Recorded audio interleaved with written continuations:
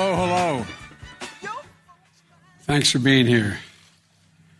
I wish we were able to talk to the folks outside, but we're keeping our social distancing and playing by the rules. Good afternoon, everyone. To me and to Kamala, this is an exciting day. It's a great day for our campaign, and it's a great day for America, in my view. Over the past several weeks, I've had the incredible privilege of meeting and spending a good deal of time with a group of talented women leaders, all of whom are qualified to be president. With each one, the more I learned about them, the more I talked to them, the more impressed I was, even though I knew them before. I want to thank each and every one of them for being part of this process, and I look forward to working with them as we rebuild this country to get elected, and once we are elected, God willing. I approach this with a seriousness of purpose and of mind, because this is a serious moment for our nation. We're at one of those inflection points. You've heard me say that before in our history. A life-changing election for this nation. And the choice we make this November is going to decide the future of America for a very, very long time. And I had a great choice, great opportunities. I had a great choice, but I have no doubt that I picked the right person to join me as the next Vice President of the United States of America, and that's Senator Kamala Harris. You know, and it seems Americans all across this nation, at least at the outset here, agree with me. Yesterday, we had our best grassroots fundraising day of the campaign, more than double our previous record. And in doing so, we set a single-day record for online political fundraising. And I think I know why. So I hope that you'll join us as well, those of you who listen today. Go to joebiden.com today. $5, $10, whatever. Kamala, as you all know, is smart. She's tough. She's experienced. She's a proven fighter for the backbone of this country, the middle class, for all those who are struggling to get into the middle class. Kamala knows how to govern. She knows how to make the hard calls. She's ready to do this job on day one. And we're both ready to get to work rebuilding this nation and building it better. As Attorney General of the largest state in the country, Kamala took on the big banks over mortgage fraud and won. Took on big oil when it wanted to pollute without consequences. She was a pioneer in marriage equality and tackled the gun lobby. You know, we've all watched her in the United States Senate go toe-to-toe with Trump officials, trying to hide the truth, asking the tough questions needed to be asked, and not stopping until she got an answer. And when none was forthcoming, it was obvious what the answer was. As a member of the Intelligence Committee and the Judiciary Committee, she's been the center in the middle of the most critical national security challenges our country faces. Well aware of all the threats to this nation and ready to respond to them.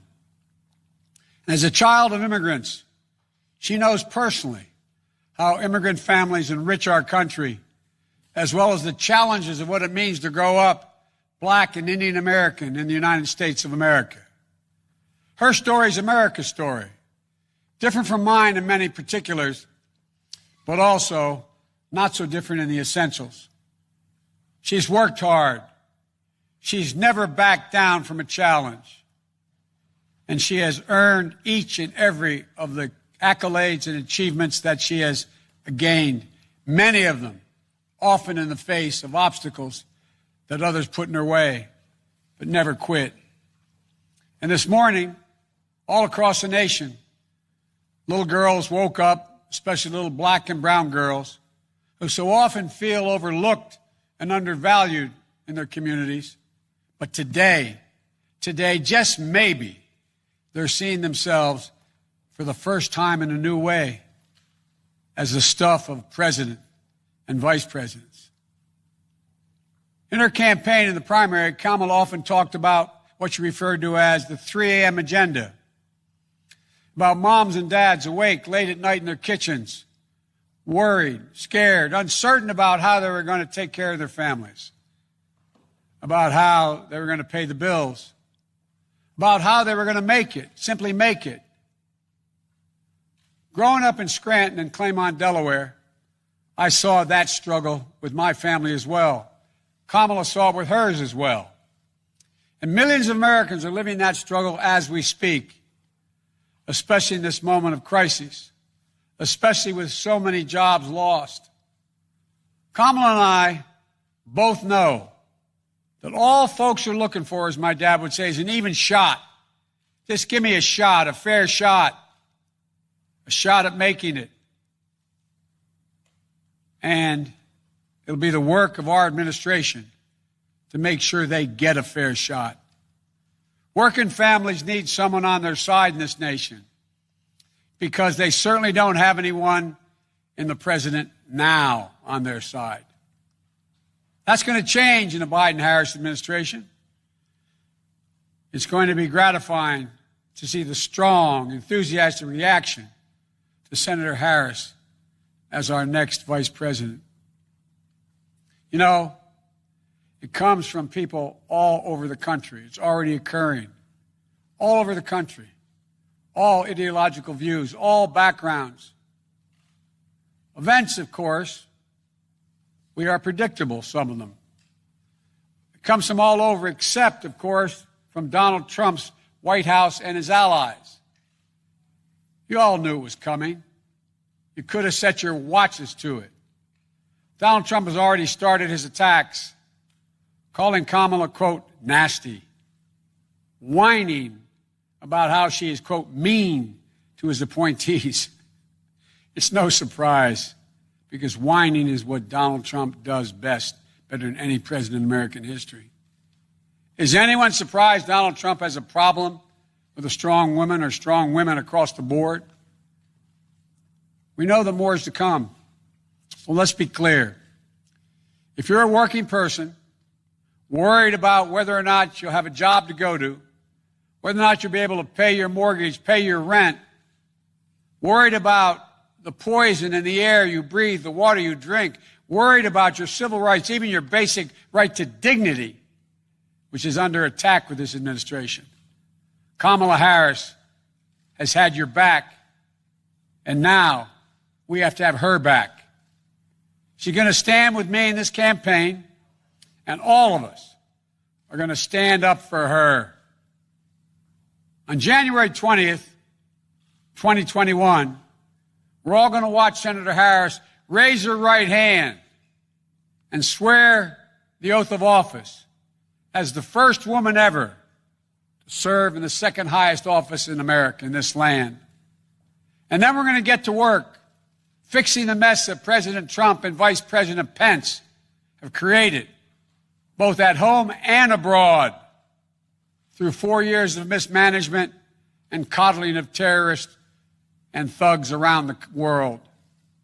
Not only will America dig itself out of this hole they've put us in, we're going to build back, and we're going to build back better. We have a public health crisis while he's in court trying to do away with health care. With more than 5 million reported infections, 165,000 people dead and climbing as a consequence of COVID-19. And still, months later, no real leadership or plan from the President of the United States how to get this pandemic under control. No real help for the states and local governments trying to fill the vacuum of leadership from the White House. No real help for children and educators, for small businesses and frontline workers they're ones holding our country together. Instead, he's issuing executive orders and making promises that in the end will defund the Social Security system while insisting that this virus will disappear.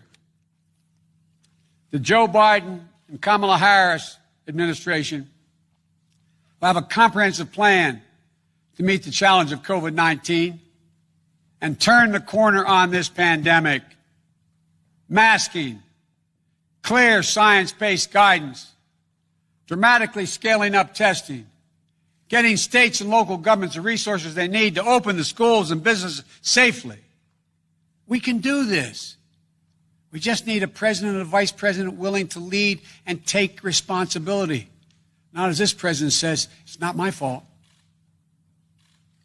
The governor should thank me more. As that old saying goes, give me a break. We have an economic crisis with more than 16 million Americans. 16 million still out of work. Donald Trump is on track to break another record. On track to leave office with the worst jobs record of any American president in modern history. But instead of doing the hard work of meeting face-to-face with congressional leaders, Democrats and Republicans in the White House, like every other president has done in a crisis, to get Americans the relief they need and deserve, Donald Trump is on the golf course. If I told you this 3 years ago, you'd look at me like I was being crazy. He hasn't even met with the leadership. He doesn't have time, it appears. We have a climate crisis that Donald Trump refuses to even acknowledge. When he thinks about climate change, all we hear is the word hoax. The Biden-Harris administration is going to meet the climate crisis, protect the health of the American public. And along the way, we're going to deliver one word: jobs. Good paying jobs. We have a racial justice crisis. Donald Trump seeks only to inflame it with his politics of racist rhetoric and appeals to division. You know, today is not only the day I'm proud to introduce Senator Kamala Harris as the vice presidential nominee of the Democratic Party. It's also the third anniversary of that terrible day in Charlottesville. Remember what it felt like to see those neo-Nazis? Close your eyes. And those Klansmen, white supremacists, coming out of fields, carrying lighted torches, faces contorted, bulging,